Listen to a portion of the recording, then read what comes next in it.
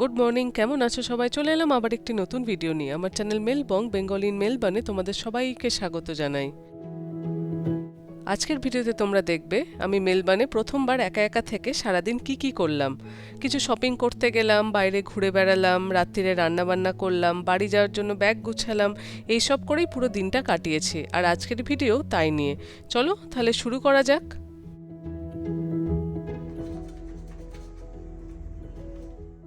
আগের দিনের ভিডিওতে তো তোমরা দেখলেই বাবা মা সৈকত সব বাড়ি চলে গেল। গত রাতটা আমি একাই কাটালাম। এটাই হলো প্রথম রাত যখন আমি মেলবার্নে একা একা আছি। আজকেও থাকবো, সামনে আরও 2 দিনও থাকবো। সেই মঙ্গলবার দিন দুপুরবেলা আমার ফ্লাইট। সকালবেলা গরম জলটা আমি মেথি দিয়েই বেশিরভাগ খাই, আজকে একটু মৌরিও দিয়ে দিয়েছিলাম। এখন গান চালিয়ে দিয়েছি, এখন গান শুনতে শুনতে ঘরের বিভিন্ন কাজগুলো করে ফেলবো। এখন গাছগুলোতে প্রত্যেকদিন তো জল দিতেই হয় না, মাঝে মাঝে আমি এসে মাটিটা চেক করে নিই যে মাটির মধ্যে কতটা জল আছে, সেই বুঝে বুঝে জল দিই। কারণ এখন তো বেশি রোদ উঠছে না, বেশি জল দিলে গাছগুলো যদি আমার মরে যায়। এখন কয়েকদিন থাকবো না, কাউকে একটা চাবি দিয়ে যেতে হবে, যাতে মাঝে মাঝে এসে একটু করে জল দিয়ে যায়। গতকাল রাতে ডিশওয়াশার চালিয়ে দিয়েছিলাম, সব ধোয়া হয়ে গেছে, বাসনপত্র শুকিয়েও গেছে।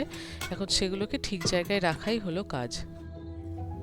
এখানে যখনই কোনো নতুন বাসন কেনা হয় তখনই দেখা হয় যে সেটা মাইক্রোওয়েভ এবং ডিশওয়াশার সেফ কিনা। না হলে তো আমাদের বাসন মাজতে হবে, সেই জন্য কেনার সময় এই সতর্কতা অবলম্বন করা হয়। আমাদের বাড়িতে দুজনের জন্য এতগুলো চামচ আছে, মানে তোমরা দেখলে অবাক হবে। মানে দুজনের জন্য কি, বাড়িতে ম্যাক্সিমাম 4-5টা চামচ থাকে, আমাদের তো মনে হয় 20-25টা চামচ আছে। কারণ আমাদের প্রচণ্ড চামচের ব্যবহার হয়।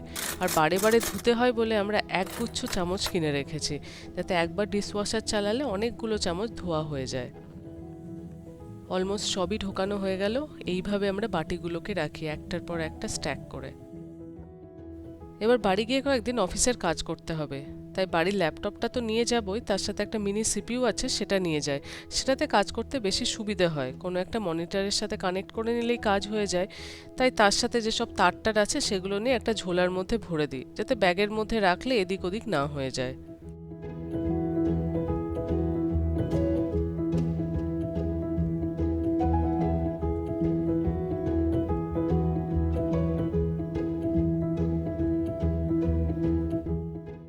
সব আস্তে আস্তে গুছিয়ে গুছিয়ে একটা খাটের উপর জমা করছি। তারপর রাত্রে যখন প্যাকিং করব সবগুলোকে একবারে ব্যাগের মধ্যে ভরবো। এখন 10:30 বাজে, একটু ভালো করে ব্রেকফাস্ট করে নিই। ব্রেড, তার সাথে অ্যাভোকাডো আর তার সাথে ডিম, এটাই আজকে খাবো। অ্যাভোকাডো অল্পই ছিল, খেয়ে শেষ করে দিই, না হলে তো নষ্ট হয়ে যাবে। অ্যাভোকাডোটাকে ভালো করে ম্যাশ করে নিয়ে তার মধ্যে কিছু সিজনিং দিয়ে খেয়ে নেব।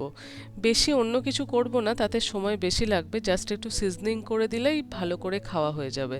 ব্রেডগুলোও শাঁকা হয়ে গেছে, এবার ডিমটা বানিয়ে নিতে হবে। ডিমটা লাস্টে বানাচ্ছি, তাহলে একদম গরম গরম থাকবে।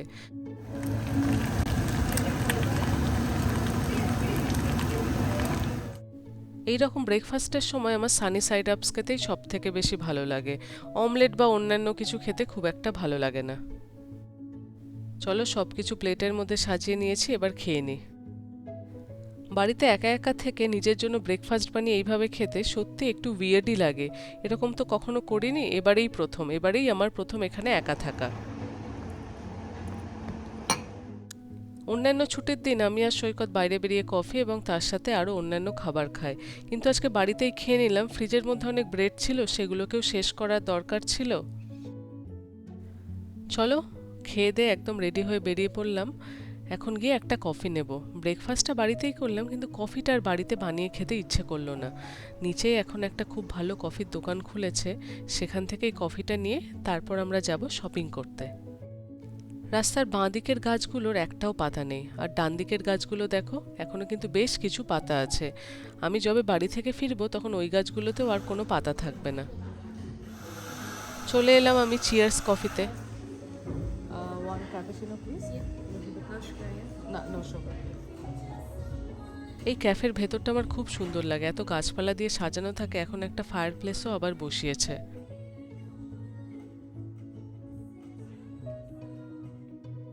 কফি মেশিনের ভেতরেও আবার কফির দোকানের নাম লেখা, চিয়ার্স। চলো কফি আমি পেয়ে গেছি, এবার বেরিয়ে পড়ি। আজকে তো শনিবার, শনিবার এখানে বিভিন্ন অ্যাপার্টমেন্টের ইন্সপেকশন হয়, কখনো কেনার জন্য কখনো রেন্টের জন্য। এই শনিবার দিনটা কিন্তু খুবই জনপ্রিয়। এখন তো এই ডকল্যান্ডস এরিয়াতে বেশিরভাগ অ্যাপার্টমেন্টই ভর্তি হয়ে গেছে, কিন্তু আগে যখন আমরা অ্যাপার্টমেন্ট কিনেছিলাম বা কোভিডের জাস্ট পরে পরে প্রত্যেকটা অ্যাপার্টমেন্টের বাইরে বিশাল বড় বড় লাইন হতো, মানে তখন এত ডিমান্ড ছিল। এক একটা অ্যাপার্টমেন্টের জন্য প্রায় 50-60টা অ্যাপ্লিকেশন জমা পড়তো। তাদের মধ্যে মালিক যাকে ইচ্ছা হতো তাকে হয়তো ভাড়া দিতেন বা তাকে বিক্রি করতেন। এখানে তো বেশিরভাগই কাঁচের বিল্ডিং, তো কাঁচের বাইরেটা তো নোংরা হয়েই যায়, সেটাকে দেখো কিভাবে ঝুলে ঝুলে পরিষ্কার করা হয়। এখন আমি যাচ্ছি ডিএফওর দিকে। ওই যে আগের দিন তোমাদের বলছিলাম ডিরেক্ট ফ্যাক্টরি আউটলেট, সেখানে চলছে end of financial year sale. এখানে তো financial year July to June, তো জুন মাস তো অলমোস্ট পড়েই গেল, আজকে মে মাসের 31 তারিখ। সেই জন্য সেলটা এই সপ্তাহ থেকেই শুরু হয়ে গেছে। গিয়ে দেখি কীরকম কি অফার চলছে। আমার খুব একটা বেশি কিছু কেনার নেই। বাড়ি থেকে হেঁটে ডিএফও অবধি যেতে সময় লাগে 15 থেকে 20 মিনিট। আমরা বেশিরভাগ সময় পায়ে হেঁটেই ডিএফও আসি। এটাও কিন্তু আমাদের বাড়ির একটা সুবিধে, ইচ্ছে করলেই ডিএফওতে এসে কিন্তু তুমি ঘুরতে পারো। সব সময় যে কিনতেই হবে তা তো না, আমার তো দেখতেও ভাল লাগে। ঢুকে ঢুকেই সামনে পড়লো পুমার দোকান, সেখানেই ঢুকে পড়লাম। এখানে এসে দেখি সবকিছুর উপর 50% ডিসকাউন্ট। আগের দিন তোমাদের বলছিলাম না যে সঠিক সময়ের জন্য অপেক্ষা করলে এখানে কিন্তু ভালো জিনিসটাও বেশ কম দামে পাওয়া যায়। এই টি শার্টগুলো যেমন 50% ডিসকাউন্টের পর $20 করে দাম, মানে ধরো আমাদের দেশীয় টাকা 1100-1200 টাকা। চলো এবার অন্য দিকটায় গিয়ে দেখি সেদিকটায় কি আছে। ওইদিকে ভেতর দিকটায় আবার একটু বেশি বেশি ক্লিয়ারেন্স থাকে, মানে আরো বেশি অফার থাকে।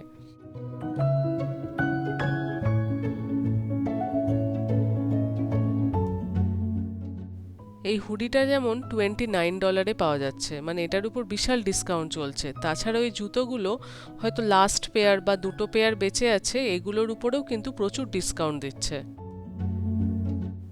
এই ডিএফওতে সব থেকে বেশি যে দোকানটিতে ভিড় হয় সেটা হলো এই নাইকির দোকানে। আজকে তো এখানে সব কিছুর উপরে অ্যাডিশনাল 40% ডিসকাউন্ট চলছে, আর দোকানে প্রচুর লোকজন, প্রচুর কেনাকাটি করছে। মেন ফুটওয়্যারের উপর 40% অ্যাডিশনাল ডিসকাউন্ট, মানে এই জুতোগুলোর দাম অলরেডি রিডিউসড, তার উপর অ্যাডিশনাল 40% ডিসকাউন্ট, মানে তুমি $50 আজকে জুতো পেয়ে যাবে। মেন ওমেন সব জায়গায় বিশাল ডিসকাউন্ট চলছে। আমাদের তেমন জুতো কেনার নেই, বাবারা যখন এসছিল তখন বাবাদের তো প্রত্যেকের দুটো করে পেয়ার কেনা হয়েছে। বাবা দুটো জুতো কিনেছে, মা দুটো জুতো কিনেছে, তখনও খুব ভালো অফার চলছিল। আমার তো না কিনলেও এভাবে দোকানে দোকানে ঘুরে নতুন নতুন জিনিস দেখতে কিন্তু খুব ভালো লাগে। এবার ডিএফওর নিচের তলায় নেমে এলাম। এখানে দেখি অন্যান্য দোকানে কি কি অফার চলছে। তোমাদের বলছিলাম বন্ধুদের জন্য ছোট ছোট গিফট কিনবো, এখানে দেখছি অনেক টোট ব্যাগ রাখা আছে। এগুলো ছোট গিফট হিসেবে মনে হচ্ছে বেশ ভালোই হবে। এটা হলো কটন অন। এছাড়াও স্কেচার্সের দোকানেও দেখলাম, তার বাইরেও বড় বড় করে সেল রেখা রয়েছে, আপ টু 50% অফ। এবার চলো একটু গেসের দোকানে গিয়ে কিছু ব্যাগ দেখে আসি। এক বন্ধু বলেছে একটা বড় ব্যাগ নিয়ে যেতে তার ওয়াইফের জন্য, তো সে এখান থেকে আমাকে দিয়ে কিনিয়ে নিয়ে যেতে চায়, তাহলে দামটা কিছুটা কম পড়ে। এই ব্যাগগুলো দেখতে বেশ ভালো লাগছে, কিন্তু এখানে তেমন অফার নেই।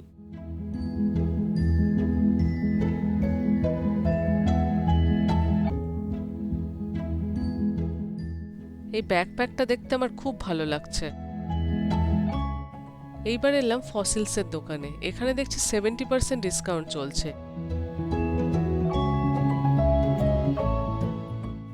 এত ব্যাগের মধ্যে আমার নজর কাড়লো এই ব্রাউন ব্যাগটা, দেখতে খুব ভালো লাগছে। ফসিলস থেকে বেরিয়ে এবার যাচ্ছি মাইকেল কর্সের দিকে।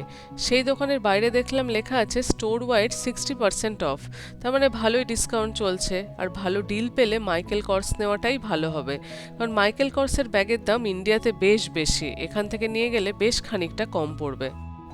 এই দোকানের চারপাশে তাকালে তোমার বেশিরভাগ ব্যাগই পছন্দ হবে, কিন্তু এদের রেঞ্জটা তো একটু হাই, বেশ খানিকটা দাম পড়ে যায়, সেজন্য পছন্দ হলেও সবসময় কেনার উপায় থাকে না।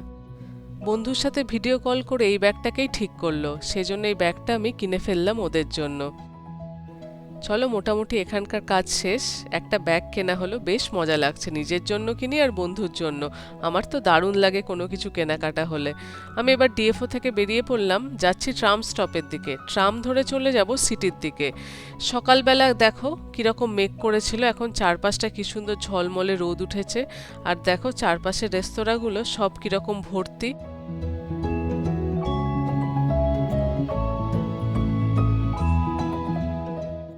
এখন শীতকালে যদি রোদ ওঠে, বেশিরভাগ লোকজন বাইরে বসে খেতেই পছন্দ করেন। এই রোদের মধ্যে বসে খেতে যে কী আরাম লাগে। ছোটবেলায় তো আমরা রোদের দিকে পিঠ দিয়ে দুপুরবেলা ছুটির দিনে ভাত খেতাম। ট্রামে করে মায়ের পৌঁছে গেলাম। এখানে এসছি একটা পারফিউম কিনতে। তাছাড়াও এদের যে হোম সেকশনটা আছে সেটাও খুব সুন্দর। সেখানে অনেক ছোটোখাটো জিনিস পাওয়া যায় যেগুলো গিফটের জন্য আদর্শ হবে। চলো আমি একটু ঘুরে ঘুরে দেখি কোথায় কি পাওয়া যায়। মায়ের থেকে বেশ কিছু জিনিসপত্র কিনলাম। হাতে এতগুলো ব্যাগ হয়ে গেছে যে এই ব্যাগগুলো নিয়ে চলাটাই মুশকিল। এখন খুব জোরে খিদে পেয়ে গেছে। ভাবলাম কি খায়, চটজলদিও হবে, ইজিও হবে, তাই সুশি কিনে ফেললাম। ওই দূরে গির্জাটার মাথায় দেখো সূর্যের আলোটা কি সুন্দর করে পড়েছে। এখন এইটা দেখতে দেখতেই সুশিটা খাবো, তারপর ট্রাম ধরে বাড়ি চলে যাব। তখন তোমাদের যে টোট ব্যাগগুলো দেখাচ্ছিলাম সেগুলো বাড়িতে এইভাবে গিফট র্যাপ করছি। একটা জিনিস তুমি যখন কাউকে দাও, সেটা সুন্দর করে দিলে যেমন তোমার ভালো লাগবে, যে পাবে তার তো আরও বেশি ভালো লাগবে। তাই ভাবলাম এখন বসে আছি, ব্যাগগুলোকে সুন্দর করে একটু র্যাপ করে নিই, দিয়ে রিবন দিয়ে ছোট্ট করে বেঁধে দিই। তাহলে কিন্তু প্যাকিংয়েরও সুবিধা হবে ব্যাগের মধ্যে ঢোকাতে। আজকে আপাতত এই সব গিফটগুলো কিনে আনলাম। এগুলো বন্ধুদের কতগুলো ছানাপোনার জামা। এখানে কয়েকটা টোটে ব্যাগ কিনেছি। এগুলো কয়েকটি কাপ, ছোটদের বড়দের সবার মিলিয়ে একটা ব্যাগ, একটা কার্ডিগান আর কিছু চকলেট। এই আর তো তোমরা দেখলেই কিছু গিফট অলরেডি সৈকত বাড়ি নিয়ে চলে গেছে, তাই আমার খুব বেশি নেই, জাস্ট বন্ধু বান্ধবদের জন্য কিছু। এইটা হলো কাপের প্রিন্টটা, দেখে ভাল লাগলো। কাকে কোনটা দেবো আমি কিন্তু জানি না, যেসব জিনিস ছোট ছোট গিফট ভাল লাগলো সেগুলো কিনে ফেলেছি। এগুলো স্পেশালি বাচ্চাদের জন্য নিয়েছি, সেই জন্য এগুলোর প্রিন্ট এইরকম।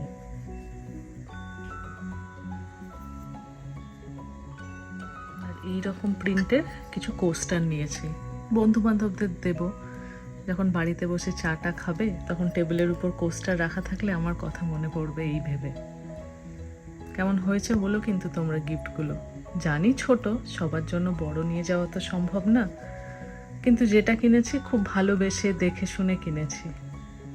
এই নিনজা ব্লাস্ট ব্লেন্ডারটা তোরসার জন্য কিনেছিলাম, এক সময় ভালো ডিসকাউন্ট চলছিল। আমি তো আগেই কিনে ইউজ করে দেখেছি, খুবই ভালো।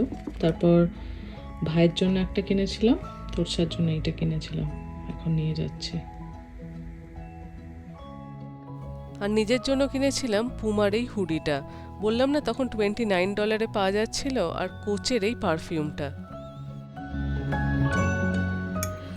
এই চিকেনটাকে ম্যারিনেট করিয়ে রেখেছি, রসুন কুচি, দই, সাথে অরিগ্যানো, অলিভ অয়েল, লেবু দিয়ে প্রায় 45 মিনিট রাখা আছে। এবার এয়ার ফ্রায়ারে দিয়ে দেবো। চেষ্টা করছি একটু ওই গ্রিক সোভলাকি টাইপের আইরোগুলো হয় সেরকম বানানোর জন্য, দেখা যাক কীরকম বেরোয়।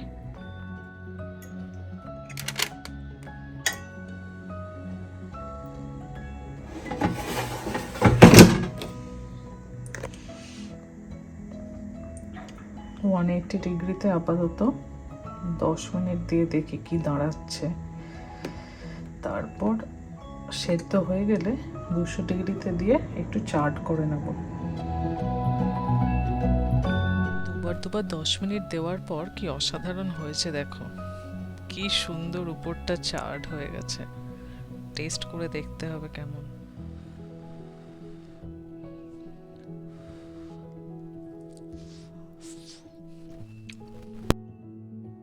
খেতে কিন্তু অসাধারণ হয়েছে। আমি বলবো না যে একদম দোকান দোকান হয়েছে, কিন্তু খুব টেস্টি লাগছে খেতে। আর মাংসটা এত নরম হয়ে গেছে। এইবার প্যাকিংটা শুরু করলাম।